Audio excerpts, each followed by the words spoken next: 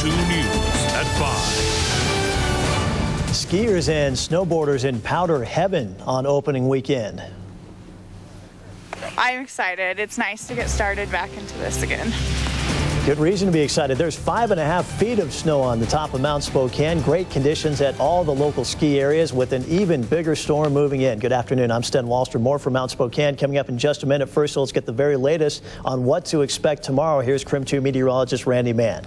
That's right, Sten. We are tracking this next storm system, and it'll be bringing some snow across the region, but we still have some snow showers going on. According to our Storm Tracker 2 Doppler radar, we had a band move through Coeur d'Alene. They've had reports of some snow showers earlier today. Most of this heading out toward the east and to the mountains, and we still have a few scattered snow showers around Colville, but that's it. We're going to have a break tonight, and then things change tomorrow. Look at the map. Lots of colors on there. Heavy snow warnings back toward the west. Now, around Spokane, Coeur d'Alene, we do have a winter storm watch in effect for tomorrow afternoon and into tomorrow night. But to the north and out toward the panhandle of Idaho, the mountains out toward western Montana, a winter storm warning is in effect. Now, what all this means is by the time you add it all up, between late Sunday and into Monday afternoon, assuming that warm air stays mostly to the south, we could see up to 3 to 6 inches of new snow in the lower elevations. That includes Spokane and Coeur d'Alene and some of the valley locations to the north as well. But up in the mountains where they have 5.5 feet of snow in Mount Spokane, up to 15 inches possible before all is said and done. So that storm moving on through, snow increasing tomorrow afternoon, highs mid-30s. I'll tell you more about that next 7 days as well, coming up in a few minutes. All right, Randy, thank you. Thanksgiving weekend, typically one of the busiest up on the slopes, and especially with the conditions we're seeing this year. KRIM 2's Alana Gold took a trip to Mount Spokane today, found attendance there at an all-time high for the weekend. It's been snowing here at Mount Spokane all day. Thousands of skiers and snowboarders are hitting the slopes for the first time this season. It's one of the busiest opening weekends on record. Love you, Christina. Skiers and snowboarders hit the chairlifts early this morning to take advantage of the new snow. Right when it opened at 8. Within a few hours of opening, more than 2,000 of them headed down the mountain. First weekend. Good time out here. Workers at Mount Spokane expect to see more than 6,000 skiers and snowboarders throughout opening weekend. This is huge. I mean, generally, a lot of the mountains don't get to open until, just into December. And so for us to be able to jump the gun, get open, Thanksgiving weekend, it's great for business.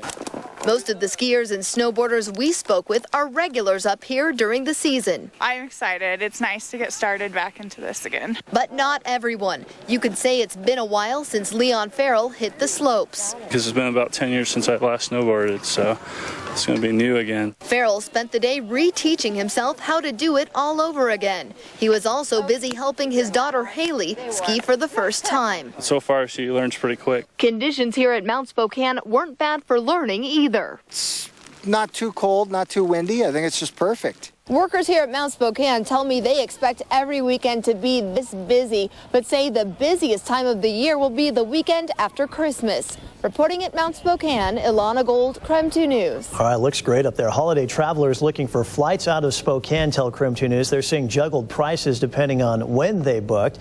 We caught up with 3 travelers for our profile headed to Sacramento. They paid anywhere from $250 to $317 for their tickets on the same flight.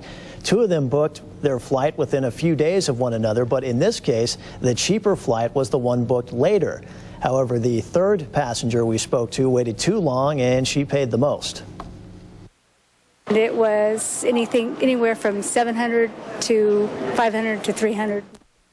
Travelers tell KRIM 2 News they're paying more for flights this year compared to last, but say that hasn't affected their plans. Researchers looking into the possibility of adding toll booths to Washington roads ran a mock study of how that might play out. Study participants received $3,000 and monitoring machines were installed on their dashboards. Based on how often and how long they drove, participants were charged hypothetical toll amounts and were allowed to keep the leftover money. At the end of the 3 months, drivers altered their routes to duck the toll roads and drove less overall. An important recall you should know about tonight. The Honey Baked Food Company is recalling about 47,000 pounds of its glazed ham and turkey products. All were sold from this plant in Ohio, either online or by catalog. The products are contaminated with listeria, and that can be a potentially fatal bacteria. The meat was processed between September 5th and November 13th.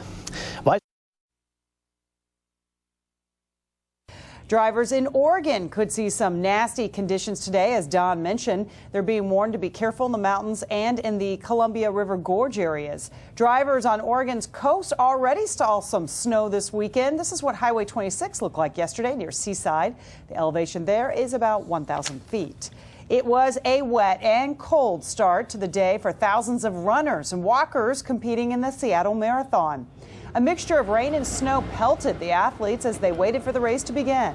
While the conditions were pretty miserable, one veteran runner says this is payback for beautiful weather in past years. More than 10,000 walkers and runners took part in this year's race. Though November snow means big business for ski resorts, Mount Spokane says attendance hit an all-time high. It snowed all day yesterday, so thousands of skiers and snowboarders took advantage and hit the slopes. I'm excited. It's nice to get started back into this again. Not too cold, not too windy. I think it's just perfect.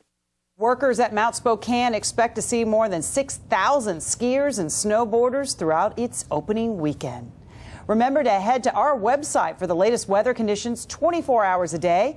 There you will find live Doppler radars, live traffic cameras, and some of those are pretty telling today. Also the forecast for where you live. It's all at nwcn.com.